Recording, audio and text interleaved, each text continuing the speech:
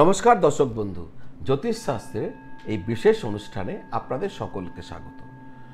যারা নিয়মিত অনুষ্ঠান দেখে থাকেন, জ্যোতিষের অনুষ্ঠান দেখে থাকেন, তারা প্রত্যেকেই জানেন 18ই মে 2025 রাহু মহারাজ মীন রাশি ছেড়ে কুম্ভ রাশিতে প্রবেশ করেছে।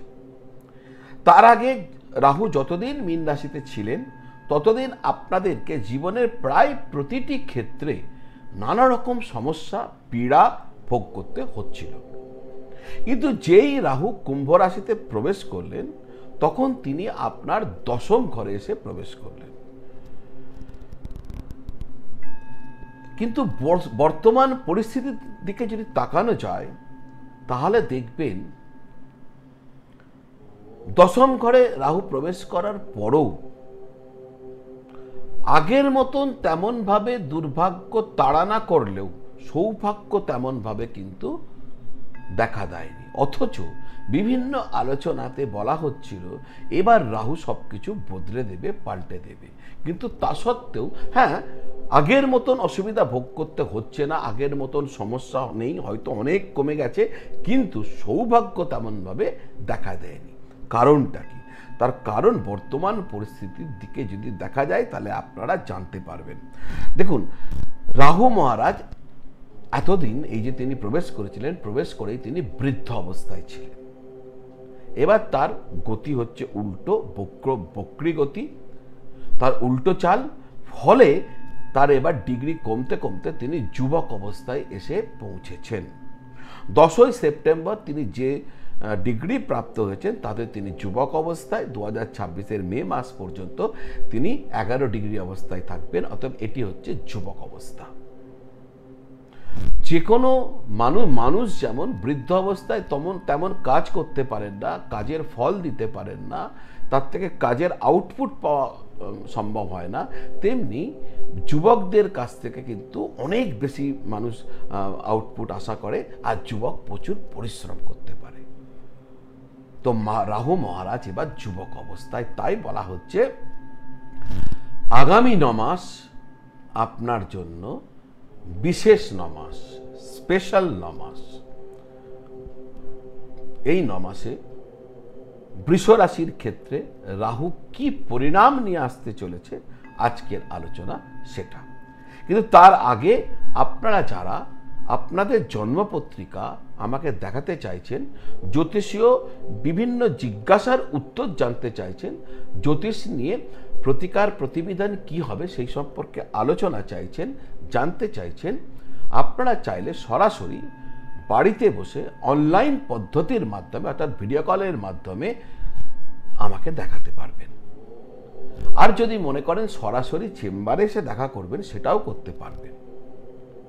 অনলাইন পদ্ধতির মাধ্যমে সে টেলিফোন কল হোক বা ভিডিও কল হোক, অথবা সরাসরি চেম্বারে এসে দেখানোর জন্য আপনারা এই স্ক্রিনের নিচে যে নাম্বার দেওয়া আছে 9830564500, এই নাম্বারে ফোন করে বা হোয়াটসঅ্যাপ করে যদি যোগাযোগ করেন, আমার অফিস থেকে বলে দেবে কিভাবে আপনারা আমার সাথে যোগাযোগ করতে পারবেন। যদি প্রয়োজন হয় তাহলে যোগাযোগ করে নেবেন। আসা যাক মূল আলোচনা। বৃষ রাশির ক্ষেত্রে রাহু মহারাজ বর্তমানে দশম ঘরে রয়েছেন, আর তিনি যুবক অবস্থায় রয়েছেন। তিনি যুবক অবস্থা প্রাপ্ত হয়ে কর্মের ঘরে, কর্ম করবে কে? যুবক। তো যুবক হয়ে তিনি কোথায়? কর্মের ঘরে।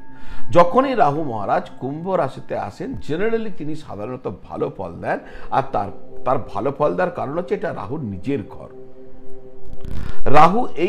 রাহুর এই অবস্থানের কারণে আপনার কর্মক্ষেত্রে যে সমস্যা আপনাকে এতদিন ভোগ করতে হচ্ছিল, এবার দেখবেন সেই সমস্যা ধীরে ধীরে শেষ হয়ে গেছে। আপনি কর্মজনিত সমস্যা থেকে মুক্ত হয়ে গেছেন।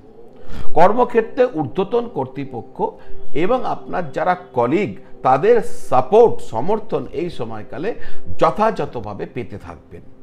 যাদের কিছুতেই পদোন্নতি হচ্ছিল না, অথচ পদোন্নতি হওয়ার কথা ছিল, তাদের ক্ষেত্রে এই সময়কালে পদোন্নতি হওয়ার সম্ভাবনা যথেষ্ট প্রবল। যারা ভাবছিলেন চাকরিকে বদল করবেন বা চাকরিকে বদল করার জন্য কোনো রকম চেষ্টা শুরু করে দেবেন, এই সময় হচ্ছে ঠিক সময় যখন আপনার মনের ইচ্ছা পূর্ণ হতে পারে কর্মক্ষেত্রে। যারা চাকরি করছেন এই সময়কালে রাহুর কৃপায় চাকরি পেয়ে যেতে পারেন, সুতরাং প্রয়াসকে বজায় রাখবেন।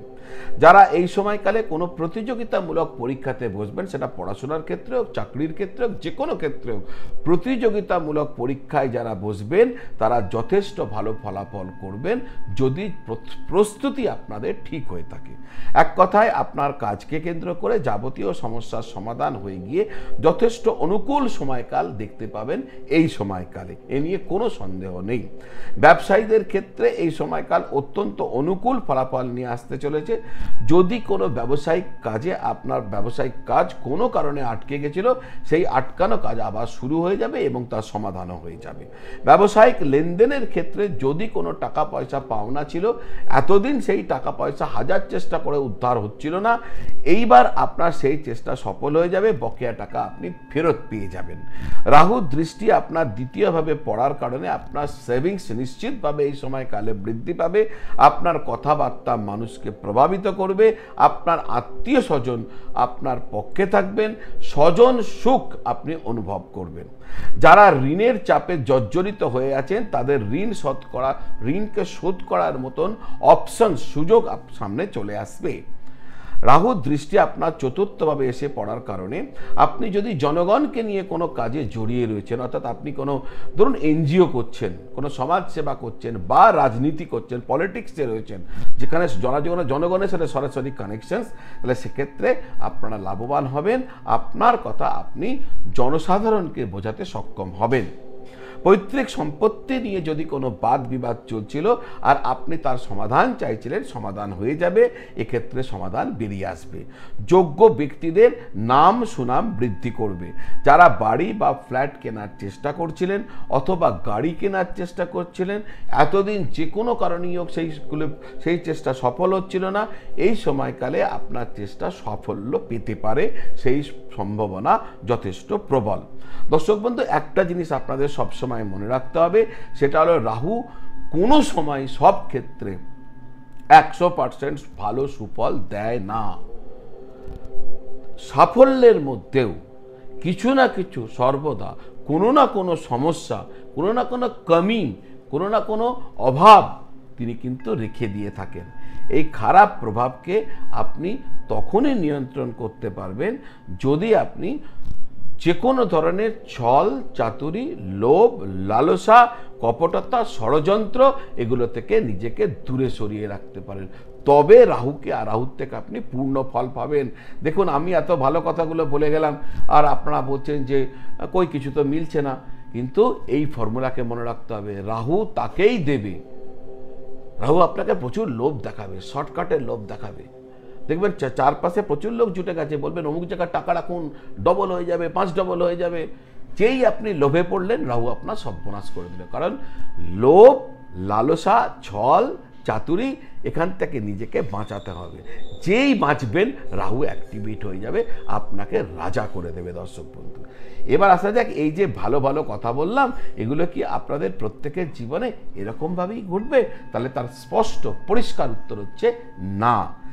তার কারণ এটা নির্ভর করবে আপনার জন্মপত্রিকাতে রাহু কোথায় অবস্থান করছে তার উপর।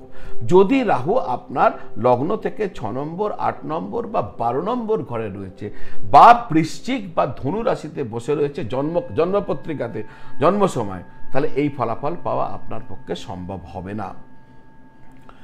যদি আপনার জন্ম পত্রিকাতে রাহু 6 নম্বর, 8 নম্বর, 12 নম্বর ঘরে না থাকে, বৃশ্চিক রাশিতে না থাকে, ধনু রাশিতে না থাকে, পাশাপাশি শনিদেব তিনি যেন মেষ রাশিতে না থাকেন এবং 6 নম্বর, 8 নম্বর, 12 নম্বর ঘরে তিনি যদি না থাকেন, তাহলে নিশ্চিতভাবে আপনি এই যে রাহুর যে ফল, আগামী 9 মাস আপনার জন্য বিশেষ 9 মাস, স্পেশাল 9 মাস হয়ে উঠতে চলেছে।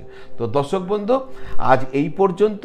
এই কন্টেন্ট ভালো লাগলে যারা এখনও চ্যানেলটি সাবস্ক্রাইব করেননি, আমার বিনম্র নিবেদন, চ্যানেলটি সাবস্ক্রাইব করে বেল আইকন প্রেস করে দেবেন।